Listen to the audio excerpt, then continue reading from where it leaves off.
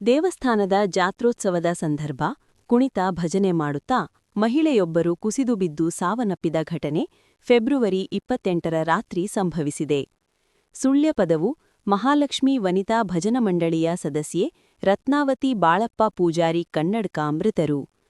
ಕಾವು ಮುತ್ತುಮಾರಿಯಮ್ಮ ದೇವಸ್ಥಾನದ ಜಾತ್ರೋತ್ಸವದಲ್ಲಿ ಸುಳ್ಯಪದವು ಮಹಾಲಕ್ಷ್ಮೀ ವನಿತಾ ಭಜನ ಮಂಡಳಿಯ ಕುಣಿತ ಭಜನೆ ಕಾರ್ಯಕ್ರಮದಲ್ಲಿ ರತ್ನಾವತಿ ಬಾಳಪ್ಪ ಪೂಜಾರಿ ಭಾಗವಹಿಸಿದ್ದರು. ಭಜನೆ ಕುಣಿತ ಮಾಡುತ್ತಿರುವ ವೇಳೆ ಅವರು ಕುಸಿದು ಬಿದ್ದಿದ್ದಾರೆ. ಕೂಡಲೇ ಅವರನ್ನು ಪುತ್ತೂರಿನ ಖಾಸಗಿ ಆಸ್ಪತ್ರೆ ತೆಗೆದುಕೊಂಡು ಹೋಗಲಾಗಿದ್ದು, ಅಲ್ಲಿಗೆ ತಲುಪುವ ಮೊದಲೇ ಅವರು ಮೃತಪಟ್ಟಿದ್ದರು. ಸಾವಿಗೆ ಹೃದಯಾಘಾತ ಕಾರಣ ಎಂದು ವೈದ್ಯರು ತಿಳಿಸಿದ್ದಾರೆ.